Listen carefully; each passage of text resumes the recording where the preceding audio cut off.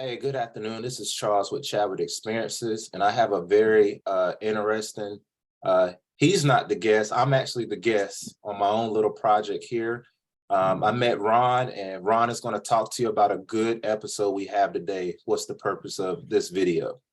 Hi, Mr. C. I really appreciate you responding to me and being open to letting me interview you. And so I met Mr. C on LinkedIn as a contact, and Yeah.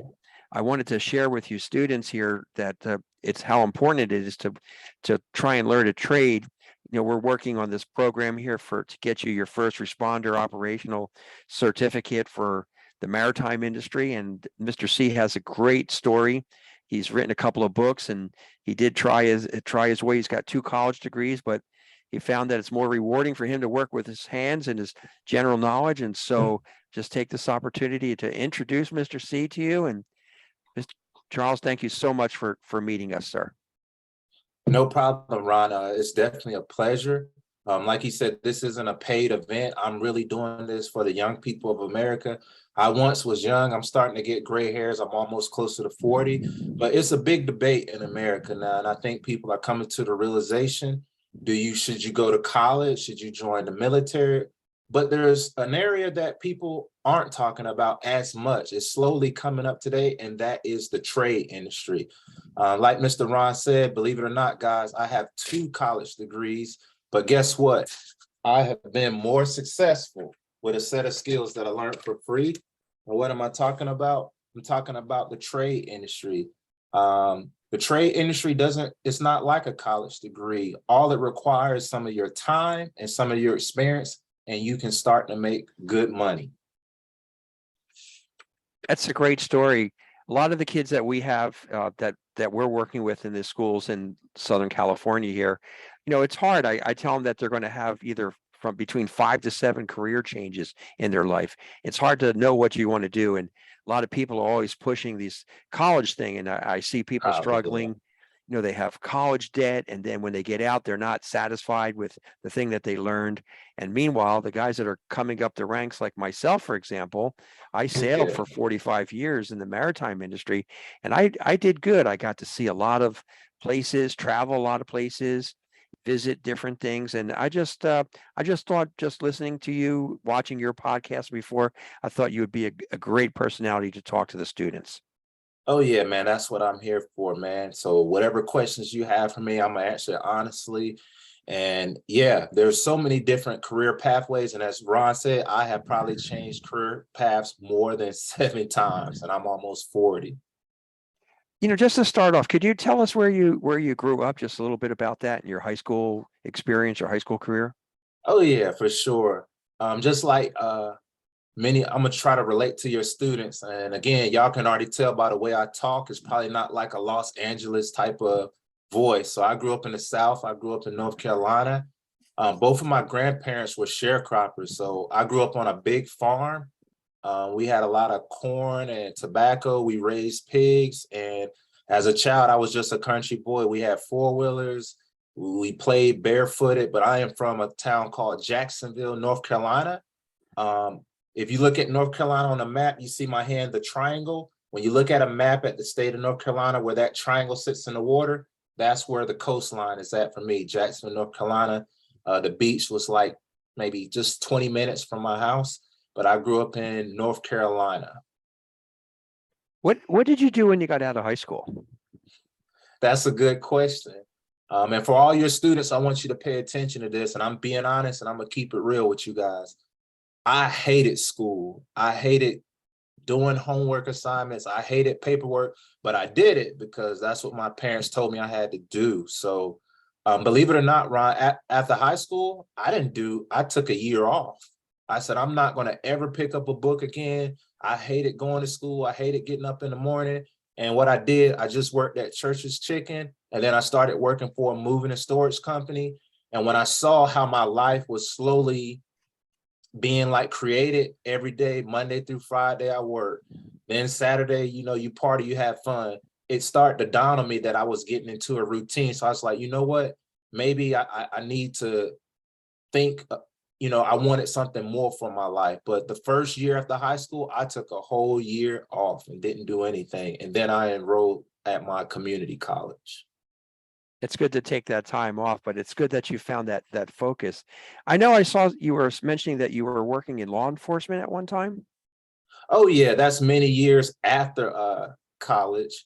I ended up working at a prison, and I learned so much there. And I know the police relationship ain't the best right now in the United States, but I'm here to tell your students I enjoyed it. I wasn't the person that's always trying to like get somebody in trouble, but a lot of people don't know sometimes law enforcement can help you if you're in a situation and you build a relationship with that officer or whatever. But I did have some experience in law enforcement. I started out as a prison, and then later on, I switched over to a sheriff department and became a deputy sheriff, and I got to do everything.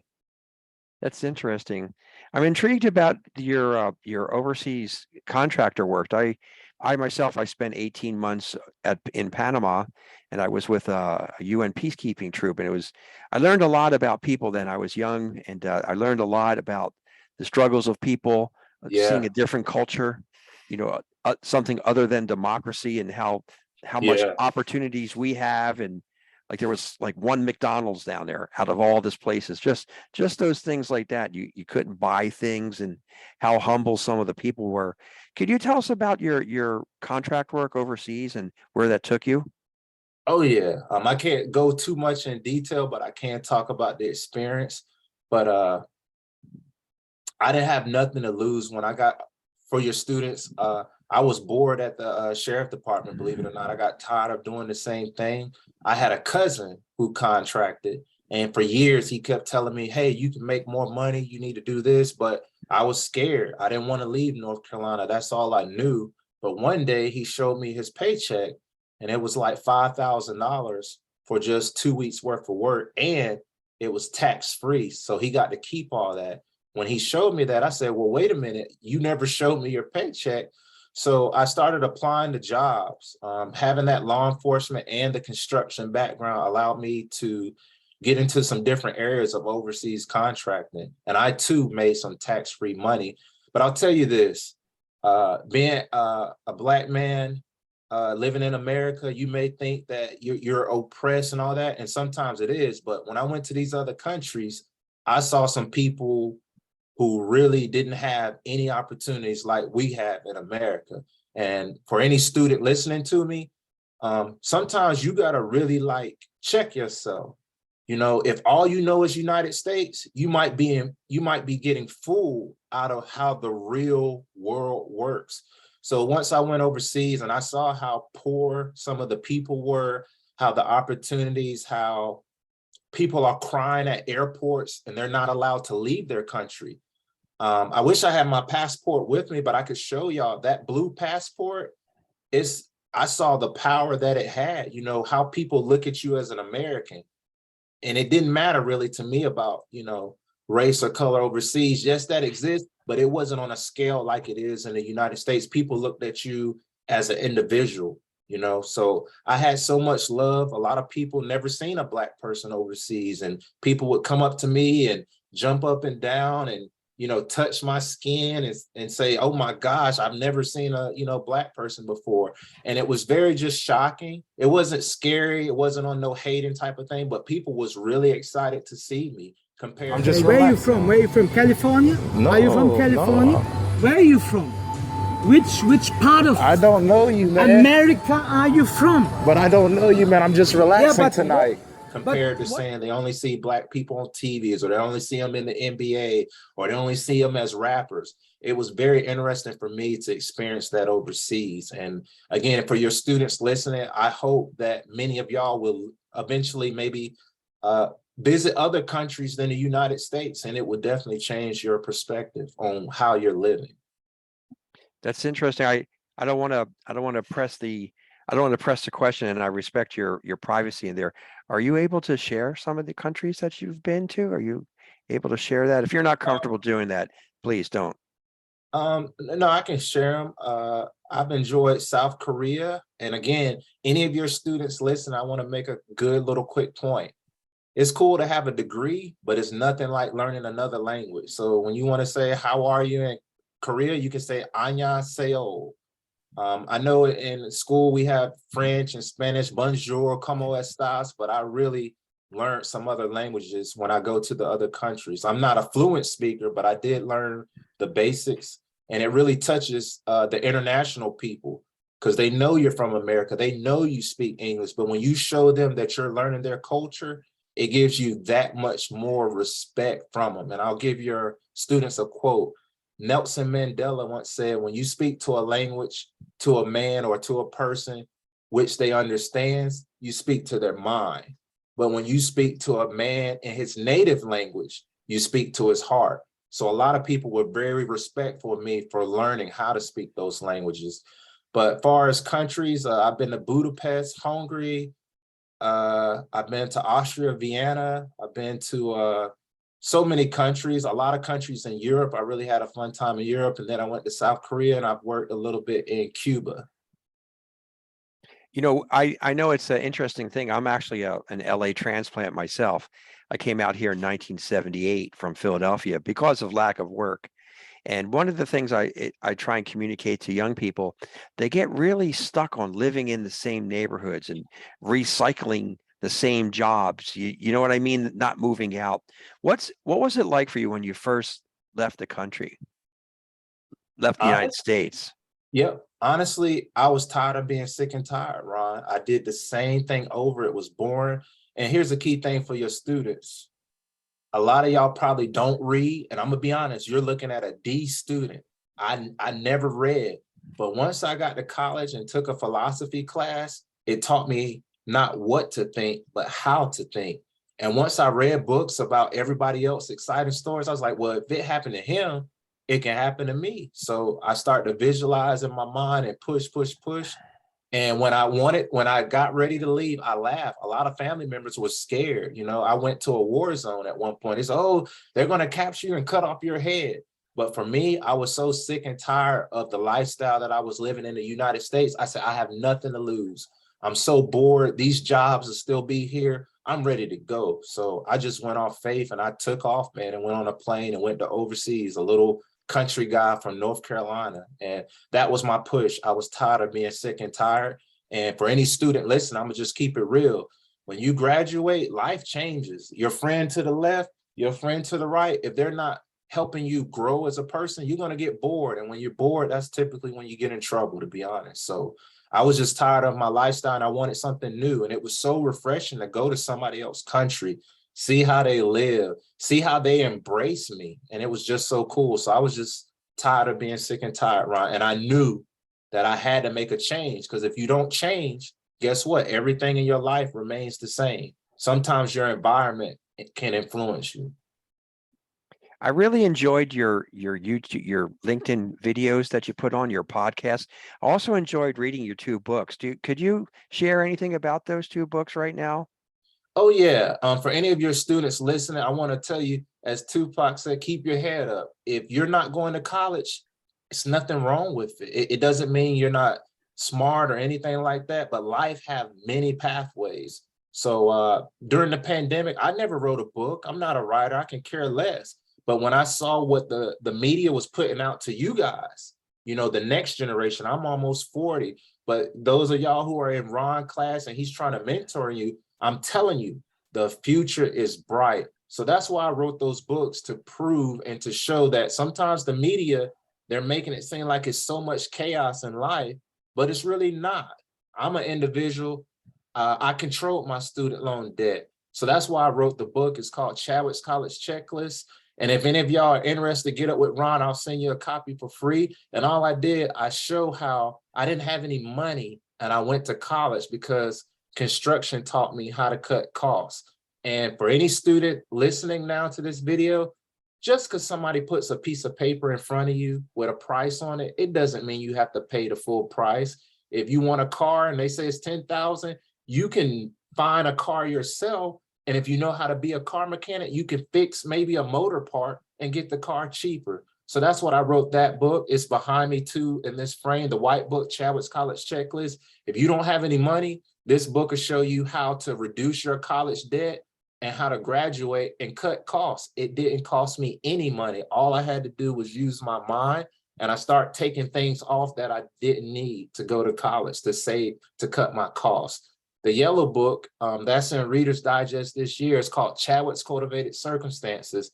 And I talk about my life and the workforce, how sometimes in life, it's better to get the experience than money, because you can always make more money in your lifetime, guys. You guys are probably 18, 16, 17, 18. Guess what? You have your whole life to learn how to make money.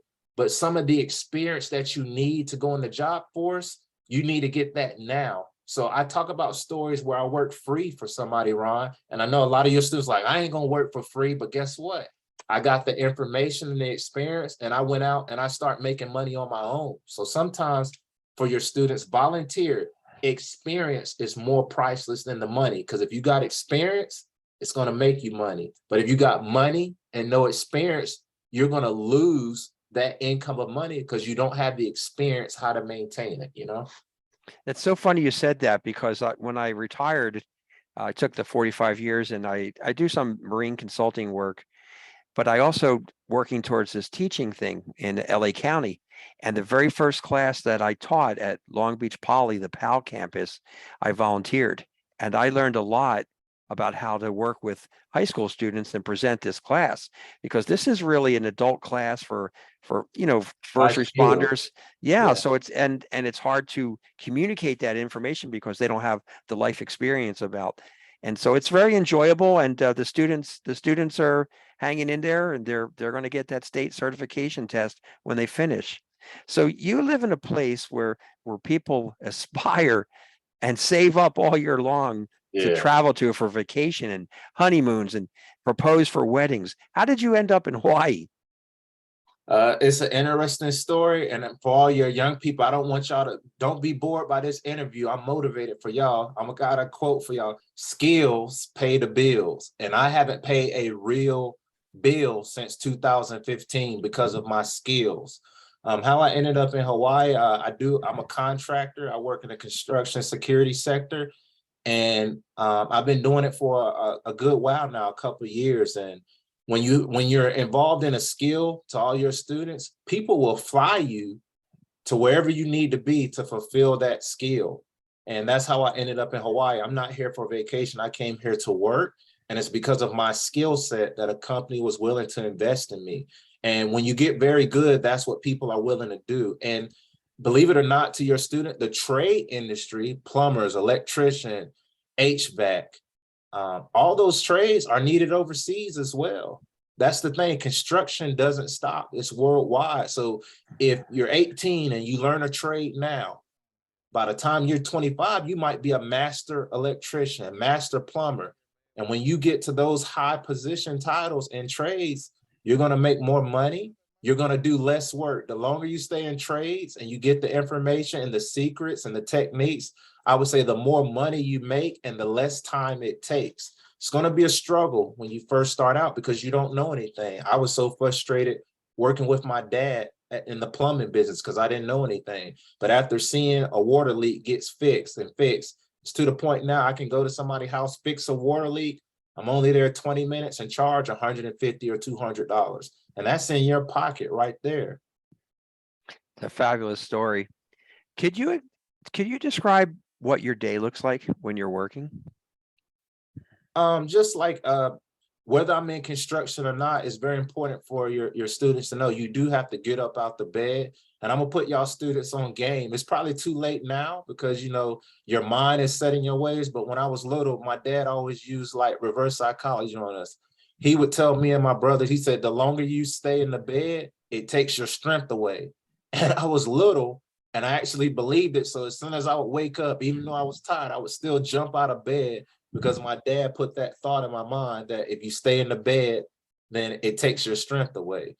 But on my typically day, I just get up. I do my job within the security construction sector that I do, and then I go home. When I'm not here on contract, I do go home and help my dad with the plumbing business, and those days are busy. Believe it or not, to your students, a lot of people in construction, the general contractors can't find good help. There's no guarantees in life, but if your students want to test me on this, 1 weekend, go to a construction site, go to 3 or 4 and say you want a job just as a laborer. Out of those 3 to 4 people, I bet at least half of them will maybe hire you on the spot if you can pass a drug test, if you don't have a lot of records. But believe it or not, construction is always busy. And again, I was very frustrated when I first started because I didn't know. Now that I know the information, I love going to a job because it's easy. Oh, my water, I have a water leak. Okay, let me see it, ma'am. Okay, I'll be back in 20 minutes. You cut the pipe, you glue it together, stick the pipe back together, you cut the water back on the house. If you don't have no leaks, you give them a bill. So construction is very fun. And what I've learned, Ron, is that I was a hands-on learner. I hated sitting in classrooms and listening to somebody talk all day. I'd rather be doing something active. So any students that's listening, construction is fun. It's hard work, but it's fun, and you're going to get rewarded highly out of it. That's a great story, and it's a great lead in too, because this class that they're taking, this first responder, it's for hazmat, and that's a required certificate, and employers are really will value that they would come to work and be able to. That's training that they don't have to pay for you to take. Yep. So that would be some exact stuff there. So you mentioned something, and I thought this was a great way to end the conversation there. There's a lot of misgivings because some of the states, many of the states in the United States, they've legalized marijuana.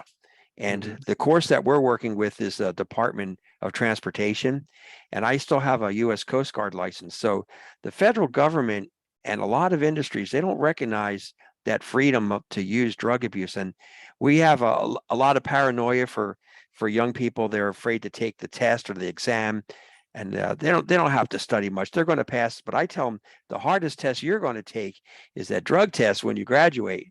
Can you give these guys some advice about that?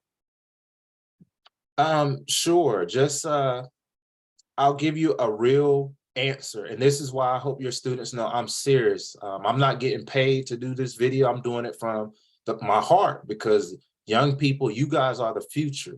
The future you need to look at the future bright. But I'm gonna put your own game. You know, I did serve in law enforcement, and my dad was a law enforcement officer. You know why he did it?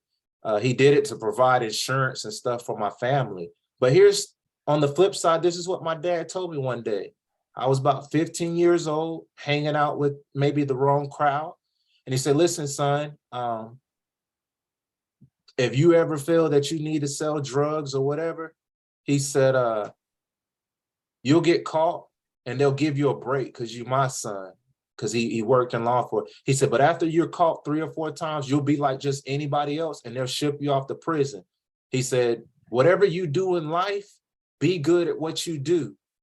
He said, because I would hate to think that my son got caught for something stupid. Now, a lot of y'all may be thinking my dad was cool, and he is, but his point wasn't about me selling drugs or not selling drugs. His point was, no matter what you do in life, be good at what you do. And to your response, Ron, that's what I would say. The part of growing up is that you're mature enough. So if you go that route and that's what you want to do, then it's on you, whether you're going to be successful or not. I've heard of people passing piston. I wouldn't know about it because I'm not involved in that life, but it's just a responsibility and due diligence to yourself, students. So if you're going to be doing the wrong thing, you really have to check yourself. You know, if you're making good money, let's say you get a job out of high school and you're making, I don't know, $10,000 a month, and you pop positive on the piss test. That's on you. And a lot of times, guys, when you're young, you really don't think too much on your future. And that's all what I'm here for, and to tell you the future is bright. You're going to have fun. It's nothing wrong with that. But eventually it will come a point in time in you guys' life that you're going to have to make a decision. And those decisions they can make you or break you. Thank you so much. I really appreciate your time for this interview. I look forward to following you on LinkedIn. And I think that everyone here, all the students, you should get yourself a LinkedIn account. And there's a lot of good information on there. And looking forward to seeing this video podcast, Mr. C. And thank you so much. It was great talking to you today.